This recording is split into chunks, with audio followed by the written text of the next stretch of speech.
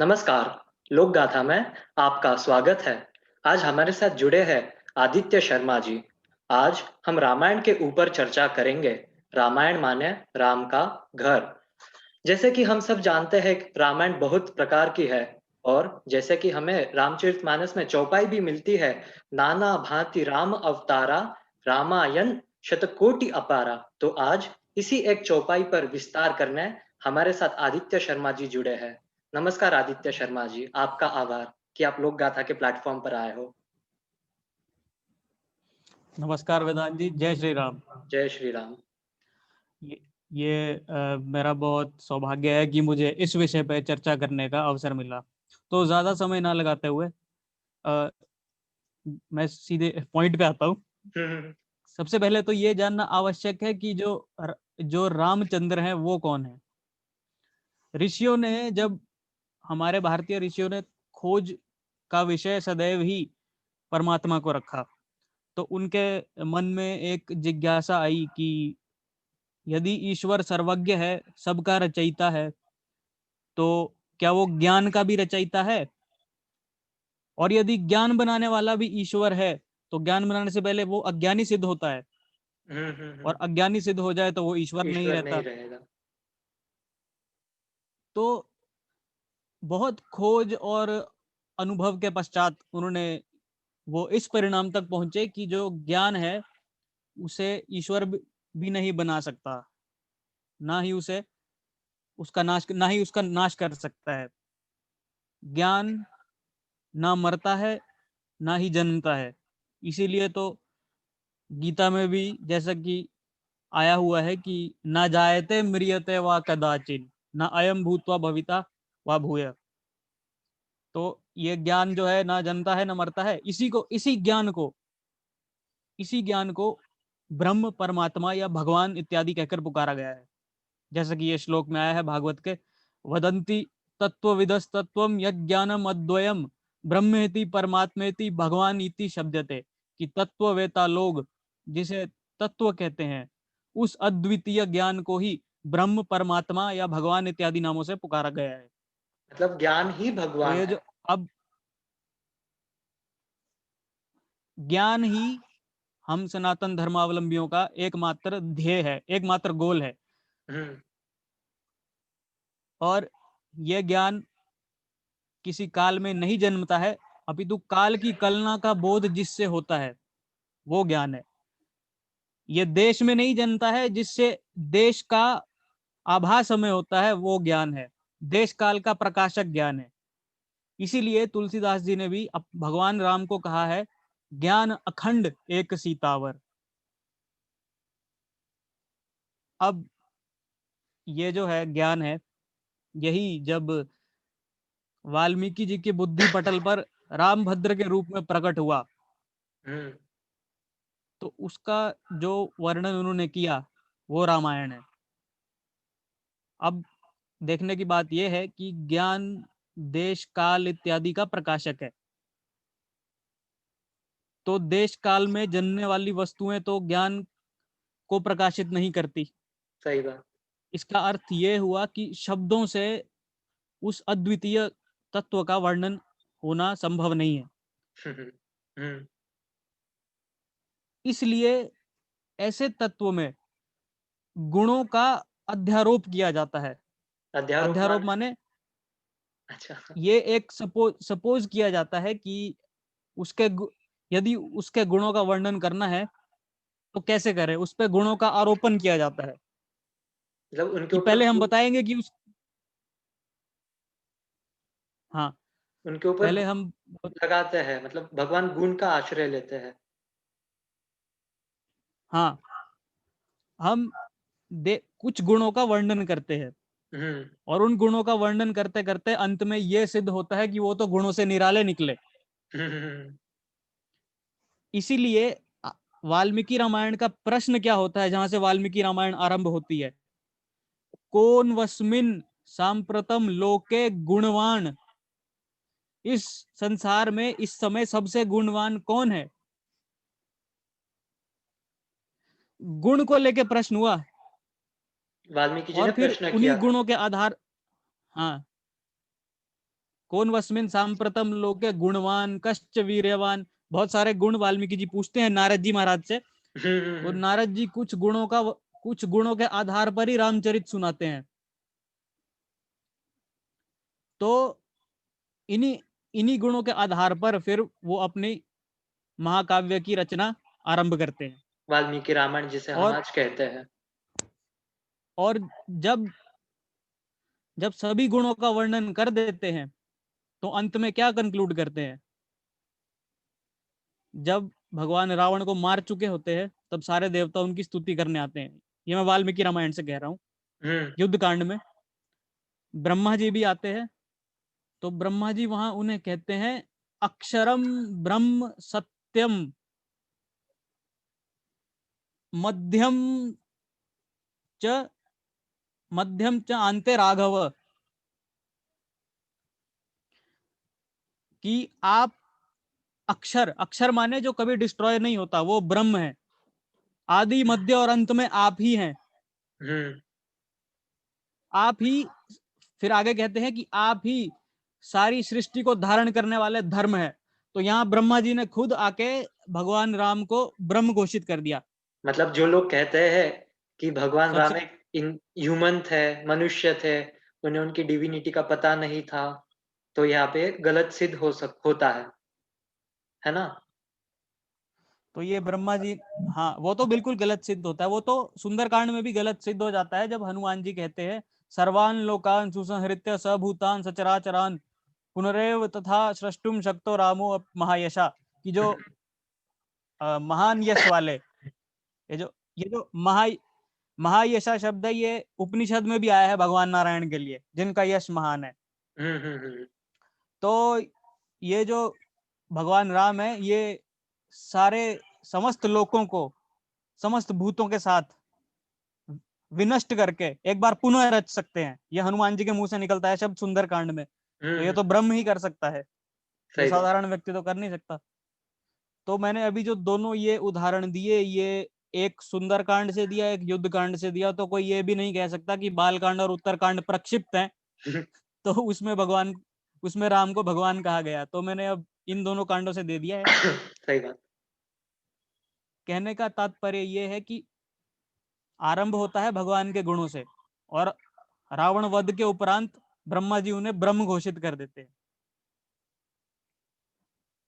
अब जब गुणों का आरोप करके ये बात सिद्ध हो जाती है कि जो तत्व है वो तो गुणों से निराला है, हम्म। तो ये बताने में और सुविधा होती है। एक बार जब हम उसे गुणों का वर्णन करके उसे गुणों से निराला सिद्ध कर दे, फिर उसकी निर्गुण अवस्था का वर्णन करना आसान हो जाता है। तो इसीलिए फिर उसके उस तत्व के जो उस ब्रह्म का जो निर्गुण रूप है उसका वर्णन वाल्मीकि जी करते हैं योग वासिष्ठ में। अच्छा, मतलब वाल्मीकि जी ने और एक योग रामायण वासिष्ठ लिखी थी जिसका भगवान राम और योग भगवान वशिष्ठ राम, है। हाँ,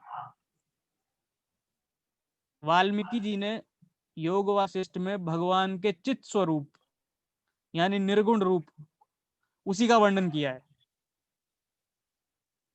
कई कई आख्यानों से भगवान वाल्मीकि जी ने वहां उपनिषदों के ब्रह्म को समझाया। इस योग वासिष्ठ रामायण को महारामायण भी कहते हैं। और जब भगवान के सगुण और निर्गुण दोनों रूप का वर्णन हो गया, तब अंत में यह सिद्ध होता है कि वास्तव में भगवान ना सगुण है ना निर्गुण है,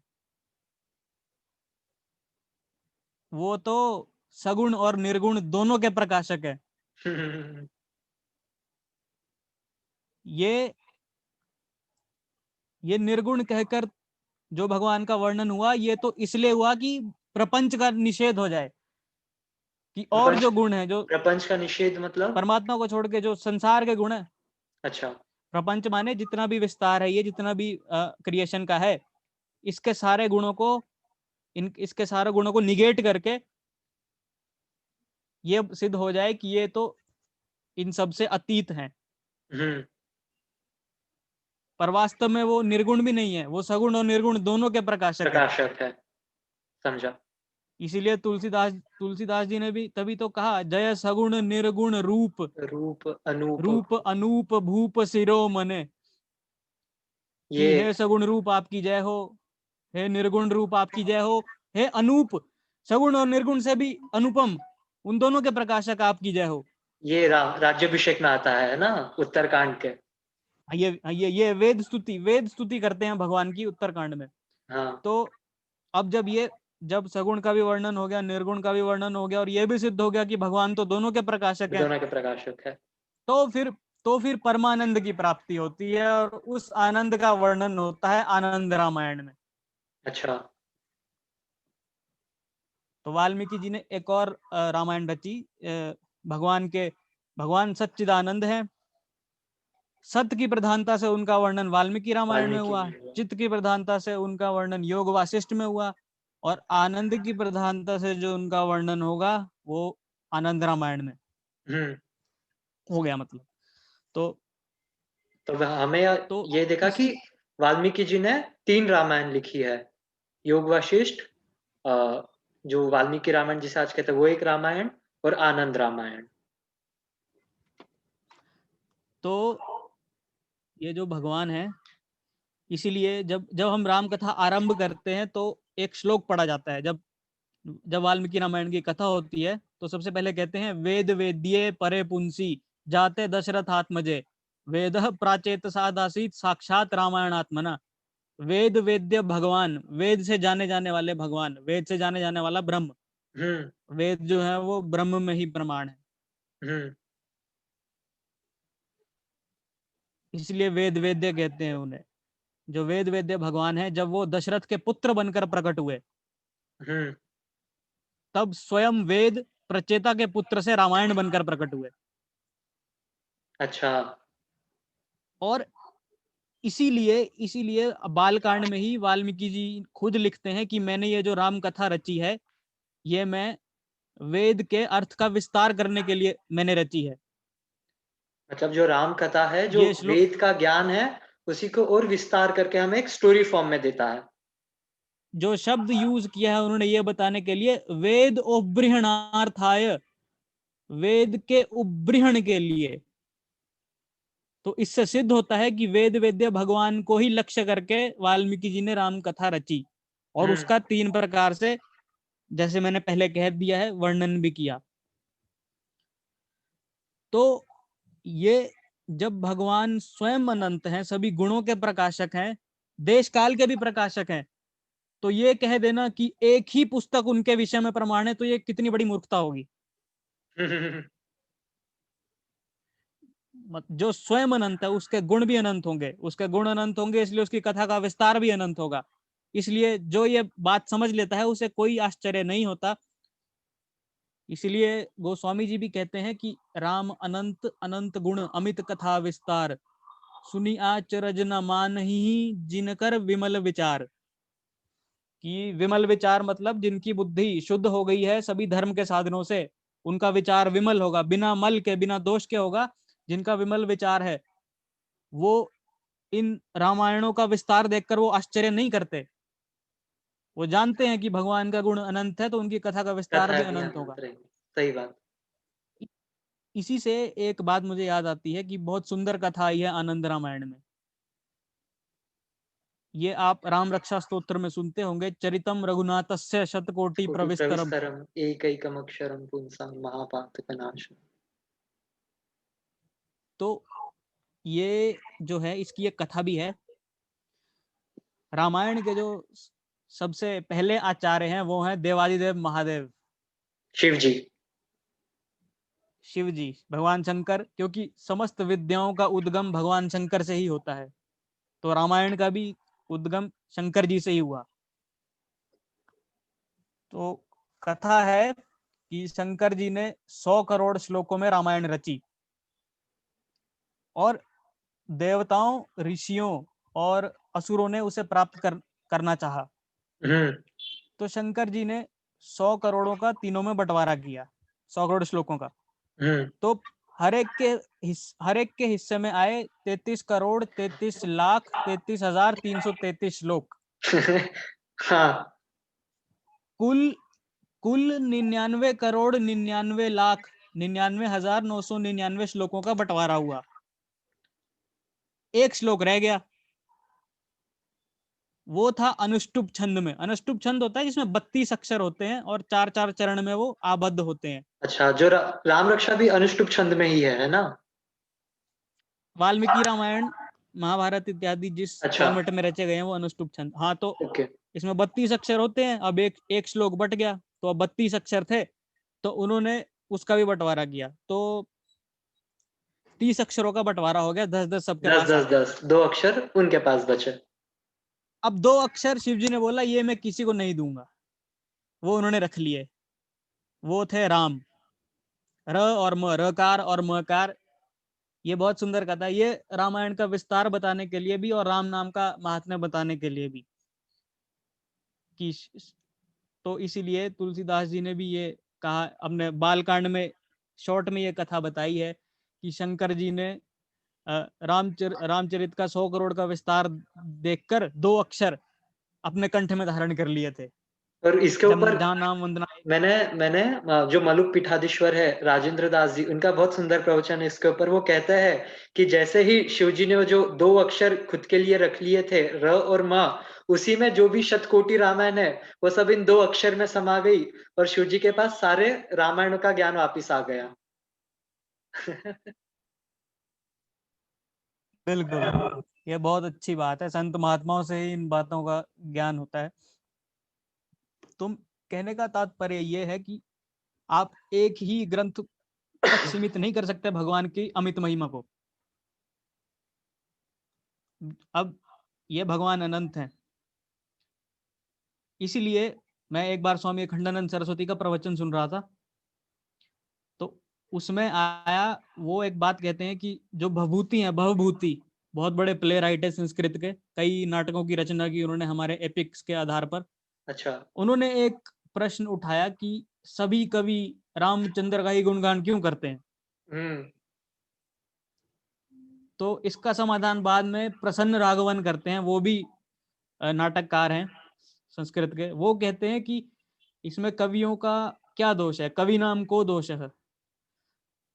ये जो सभी कवि राम का ही गुणगान करते हैं, इसमें तो रामचंद्र के गुणों का अवगुण है। मतलब भगवान के गुण इतने हैं कि कभी थकते नहीं है उनके बारे में लिखते लिखते, तो एक डिफॉल्ट है।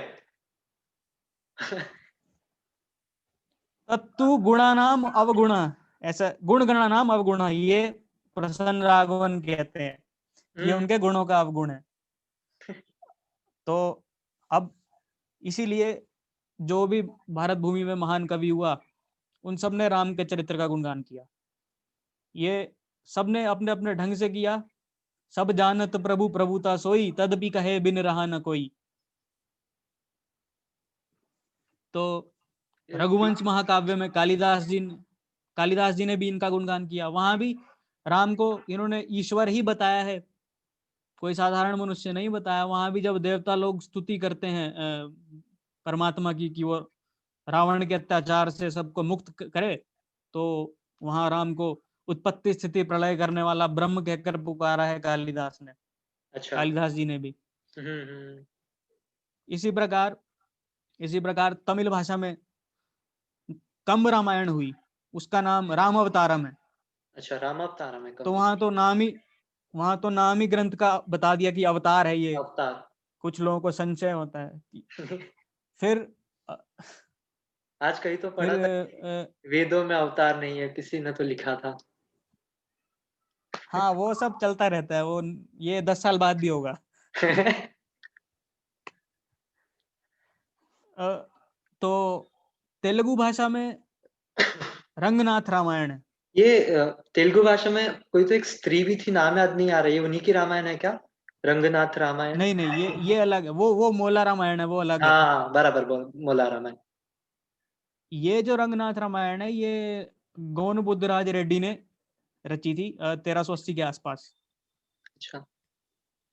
और इसकी जो कथा है वो आध्यात्म रामायण से मिलती जुलती है काफी। रंगनाथ रामायण अध्यात्म रामायण से मिलती जुलती है। और मतलब फिर बिल्कुल। अध्यात्म रामायण जैसी और दो रामायण, एक रामचरितमानस और एक रंगनाथ रामायण। हाँ, क्योंकि अध्यात्म रामायण में जो कालनेमी का प्रसंग आया वो रंगनाथ रामायण में है। और जैसे वहां पर आप देखते हैं कि जो वो रावण की नाभि में अमृत कलश होता है, तो राम आग्नेय अस्त्र से उसे सुखा लेते हैं। ये सेम प्रसंग आध्यात्म रामायण में और रंगनाथ रामायण में भी आया। अच्छा। और अंगद का मंदोदरी को घसीट कर लाना रावण को यज्ञ से हटाने के लिए, वो प्रसंग आध्यात्म रामायण में है, वो भी रंगनाथ रामायण में आया है। ओह, ये नहीं पता था मुझे। और फिर बंगाली भाषा में कृतिवास ने तुलसीदास जी से लगभग 100 साल पहले कृतिवास रामायण की रचना की थी।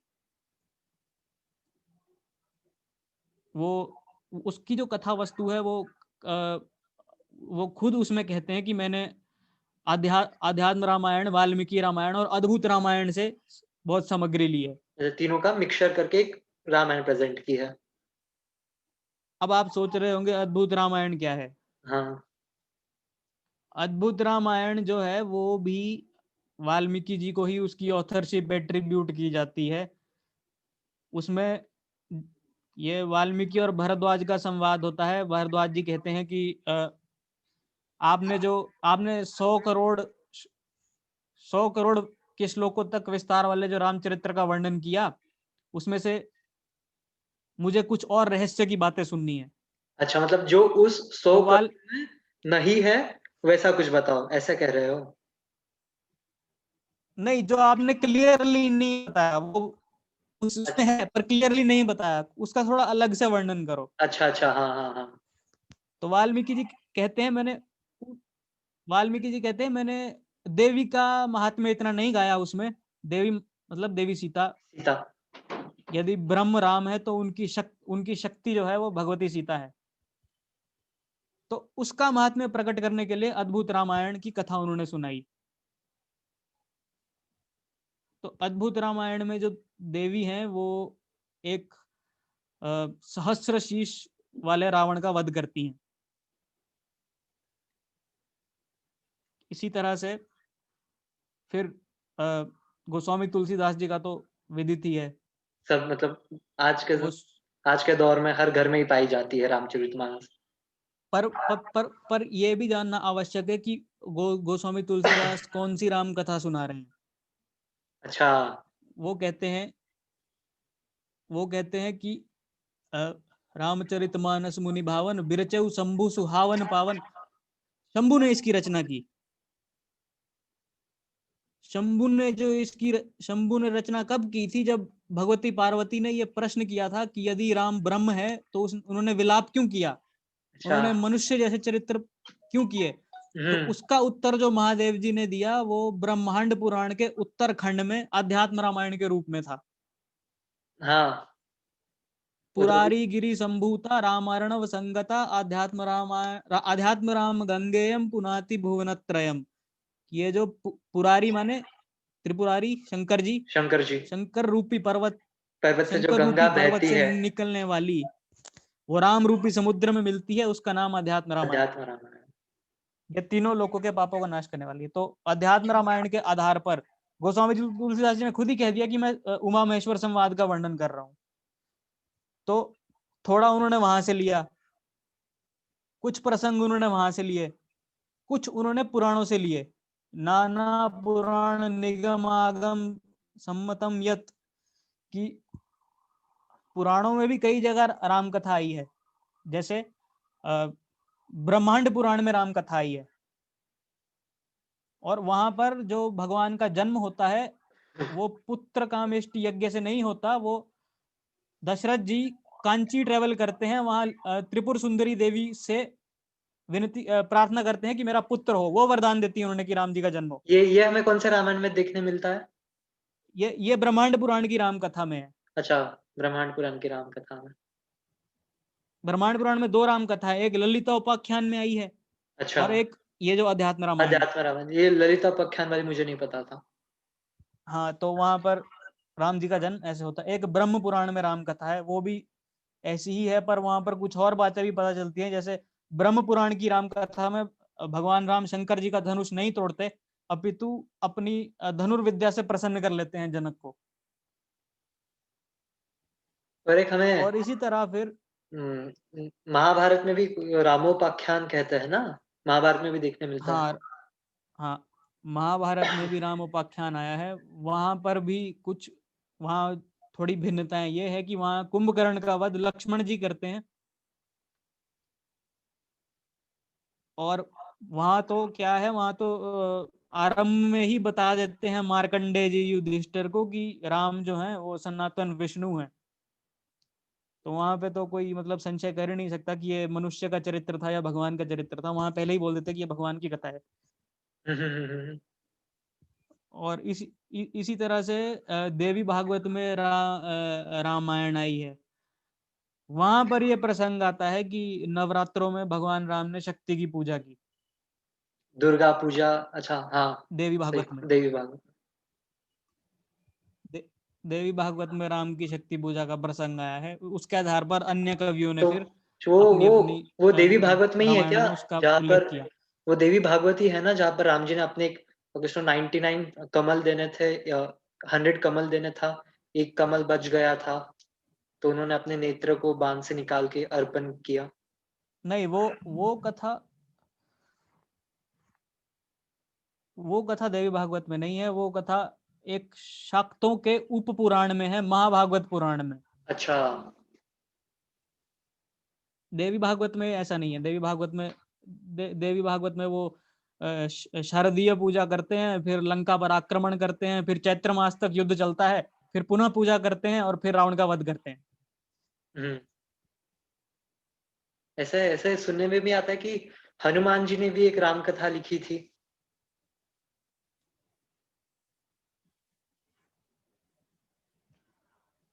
हाँ, ये आता है एक कि पर वो फिर अभी तो हमें अवेलेबल। एक हनुमान नाटक नाम का ग्रंथ है। अच्छा। नहीं, नहीं, अभी एक हनुमान नाटक नाम का ग्रंथ है, वो हमें अवेलेबल है। तो वो हनुमान जी पर ने ही लिखी है। वो कितना पुराना है ये ऐसा माना जाता है। गोस्वामी तुलसीदास को वो ग्रंथ बहुत प्रिय था, जो हनुमान हाँ। नाटक नाम का ग्रंथ था। अच्छा। और उसका जो बैकग्राउंड है वो यही है कि जो रामकथा हनुमान जी ने लिख दी थी, फिर वाल्मीकि जी ने जब उनसे रिक्वेस्ट की कि जब आप लिख दोगे तो मेरी कथा कौन सुनेगा, तो उन्होंने अपनी राम कथा जो जो उन्होंने शिलाओं पर लिखी थी उसे पानी में डुबो पानी, दिया। हाँ सही बात। और फिर बाद में जब वो शिलाएं निकली तो उनके आधार पर हनुमान नाटक की रचना हुई, ऐसा कहते हैं। अभी हमने और आप। क्योंकि ये हनुमान नाटक क्योंकि ये हनुमान नाटक गोस्वामी जी को बहुत प्रिय भी था, तो इससे भी कुछ ये माना जाता है कि ये हनुमान जी का ही लिखा हुआ है।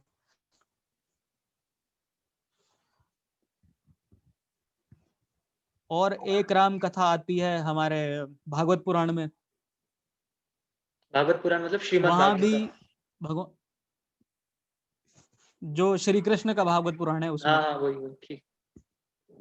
हाँ, उसके नवम स्कंद में आती है। वहां भी उनका जन्म से लेकर सीता त्याग के बाद वैकुंठ गमन तक की सारी कथा है।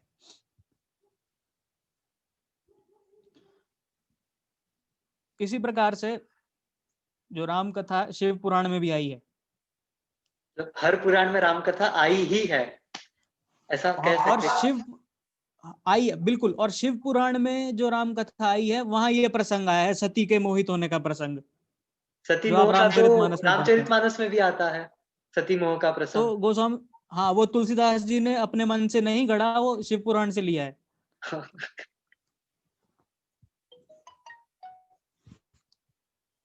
तो वहां राम कथा आई। फिर पद्म पुराण है, पद्म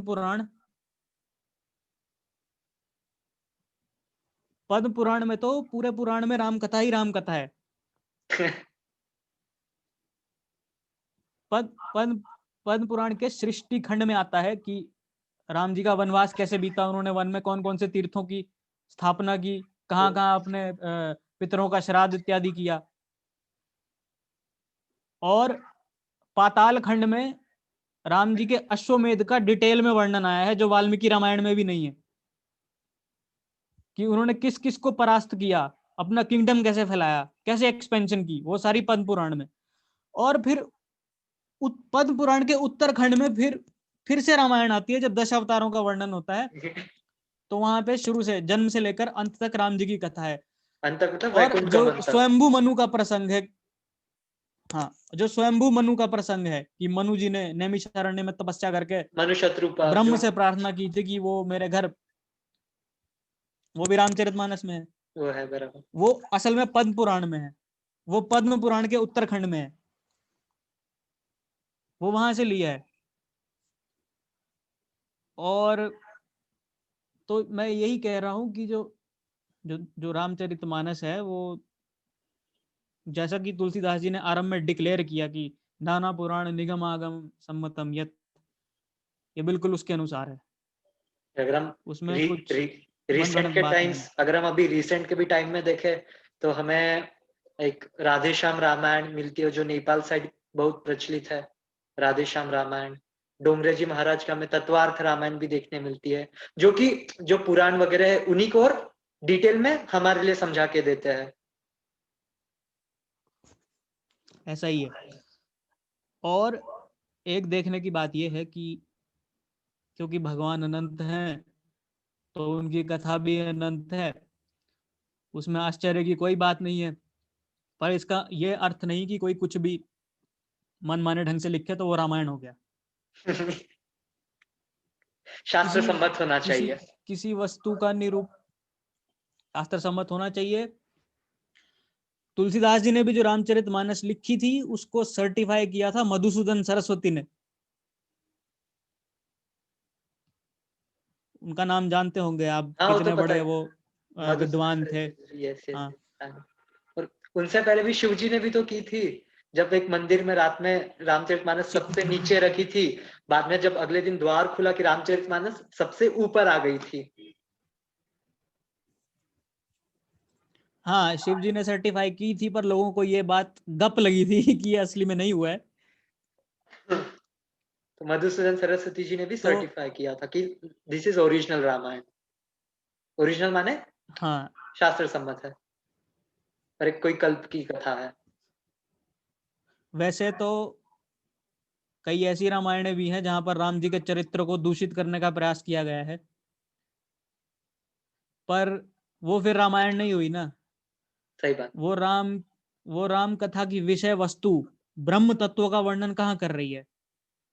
हम्म। वो तो किसी के राग द्वेष से ग्रसी हुई बुद्धि का जो उबाल है, वो निकल रहा है उसमें। जो जो अपने नेगेटिव्स है वो राम जी में डाल के रामायण लिखते जा रहे। बिल्कुल यही राम ऐसा ही है। तो मतलब प्रॉपर रामायण वही जिसमें तुम्हें उस ब्रह्म के विषय में समझे। लाइक राम ब्रह्म का ही एक पार्ट तो नहीं कहूंगा, अवतार।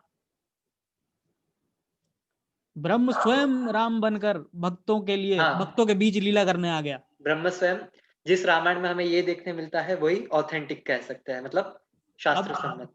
हाँ, ये बात वेद भी कहते हैं कि अजाय मानो बहुधा विजायते, यजुर्वेद में है, ये यजुर्वेद में, हम्म। कि जो अजन्मा है वो बहुत ढंग से जन्म लेता है। ये अवतार का बीज जो है वेदों में, मतलब वेद में भी अवतार है।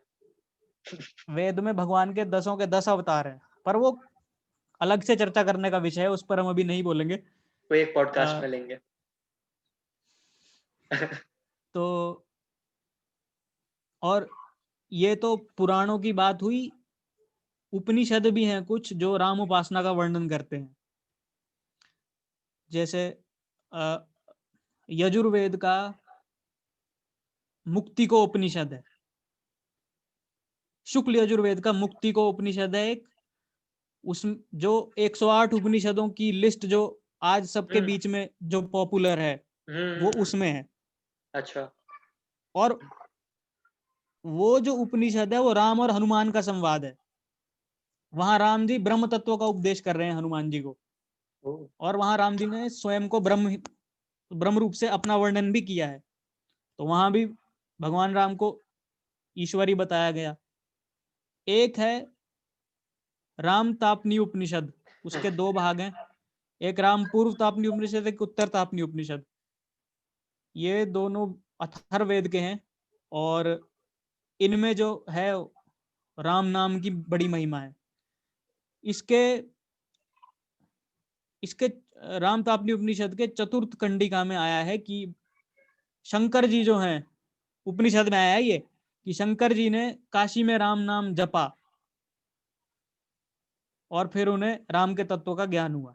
इसलिए ऐसा भी कहता है कि काशी को मुक्ति का ये भी रामस काशी को मुक्ति का भी कहते हैं, क्योंकि जब वहाँ पे कोई मतलब देहांत होता है, तो जो शंकर जी वहाँ पे जो राम नाम का ध्यान करता है, वो बीच कानों तक पहुँचता है। मतलब वैष्णव संप्रदाय में ऐसे कहते हैं। वो तो है ही है, वो तो है ही है, पर ये उस वेद में भी, उस उपनिषद में भी ये ऐसे शब्द हैं कि रामस्य मनुम काश्याम जजाप वृषभध्वज। वृषभध्वज जो है वो काशी में राम के मंत्र का जप करते हैं। ओह! तो मतलब ये हमें ये उपनिषद बात में भी भी देखने मिलता है कि ये बात भी हाँ जी, मतलब ये हमें उपनिषद में भी देखने मिलता है कि शिव जी राम जी का ध्यान करते हैं। ये उपनिषद में भी मिलता है। फिर एक एक एक वृद्ध हारित स्मृति है, वृद्ध हारित स्मृति है, उसके छठे अध्याय में आया है कि किन किन देवताओं ने राम उपासना करके उत्तम पद प्राप्त किए थे। वहां स्पष्ट स्पष्ट शब्दों में कहा है कि राम मंत्र का जप करके इंद्र को क्या मिला, स्कंद को क्या मिला, अन्य अन्य देवताओं को क्या मिला, ये सब वृद्ध हारित स्मृति में है ये। मतलब तो हमें यहाँ पे ये जानने अभी मिलता है कि पुराण में राम जी का चरित्र है, इतिहास जो महाभारत है उसमें राम जी का चरित्र है, जो रामायण है तो स्वयं इतिहास है, उसमें तो राम जी का चरित्र होना ही है। उपनिषदों में भी हमें राम जी का चरित्र देखने मिलता है। वेद में हमें उसका एक बीज देखने मिलता है, जो कि बाद में वो पुराणों और इतिहास में स्प्राउट होता है। अब जो है मैं आपको बताता हूँ, वेदों में भी रामचरित्र है। वेद के दो पॉपुलर भाष्य हैं। एक सायन भाष्य है, वो सबको पता है, सायन आचार्य ने लिखा था जो। सायणाचार्य जी ने लिखा था। और एक नीलकंठ का भाष्य है, नीलकंठ सूर्य ने लगभग 400 वर्ष पूर्व लिखा था। क्योंकि जो वेद हैं, वेद के अनेक अर्थ होते हैं, अनंता वै वेदा। तो जो सायन ने वेदों का अर्थ किया वो यज्ञ यज्ञ परक अर्थ किया, यज्ञ के अनुसार। अच्छा। जो अर्थ यज्ञ में प्रयोग होगा वैसा अर्थ सायन जी ने किया, और जो नीलकंठ जी ने किया वो इतिहास परक अर्थ किया वेदों का। दोनों ने अलग अलग तो इंटरप्रिटेशन उन्होंने दिया उनका। ऋग अब सुनिए, मेन बात यह है, तो उन्होंने क्या किया, जो ऋग्वेद के 7वें मंडल का 86वां अनुवाक है, उसमें उन्होंने मंत्र रामायण को खोज लिया कि वहां में जो मंत्र हैं उनसे उन्होंने रामायण इंटरप्रेट की कि ये राम कथा है। तो ये किसने किया था मंत्र से इंटरप्रेट? नीलकंठ अच्छा, नीलकंठ नीलकंठ सूरी। सूरी ने ओके ओके ओके ओके, ये शायद से मैंने कहीं तो पढ़ा था। 400 वर्ष पूर्व। अच्छा, और दूसरी बात कि जो ऋग्वेद का 10वां मंडल है, वहां एक जगह पुराने पुराने राजाओं का नाम आया और उनकी प्रेज हुई। दुशीम, पृथवान, वेन और राजा राम, इन सब की मैं स्तुति करता हूँ। हम्म। तो वहां जो राजा राम है वो राजा रामचंद्र ही हैं। कई लोगों का मानना यही है कि वो राजा रामचंद्र ही हैं।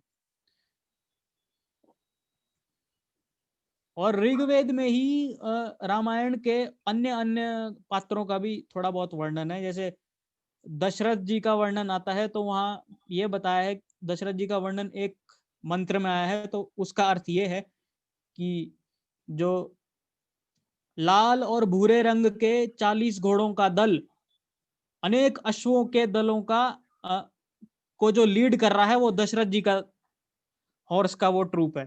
हॉर्सेस का ट्रूप है, ये ऋग्वेद में आया हुआ है। तो वहां मतलब दशरथ का भी नाम आ गया, मतलब हमें इक्ष्वाकु का भी नाम आया हुआ है।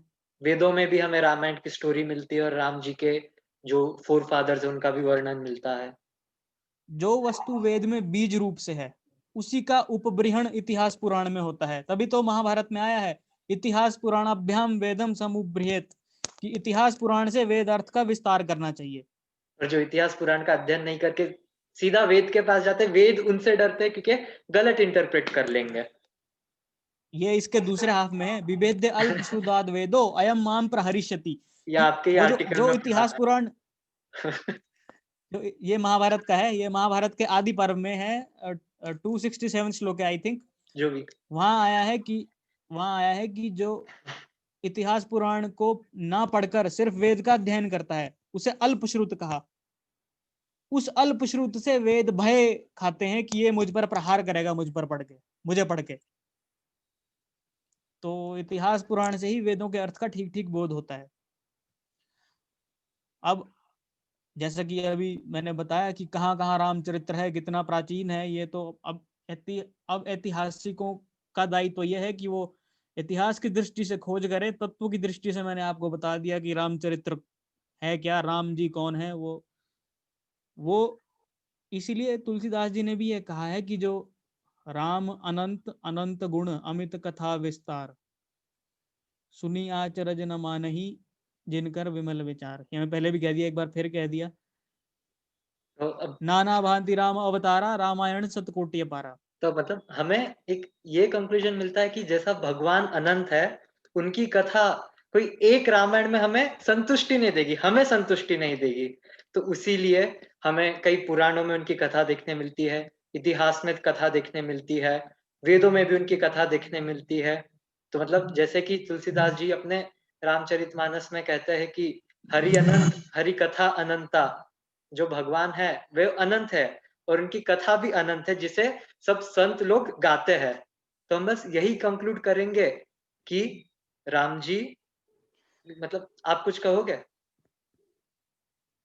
हाँ, मैं ये कहना चाहूंगा कि जो भगवान है, अपने गुणों का पार स्वयं भगवान भी नहीं पा सकते। मतलब अपने गुणों यदि का?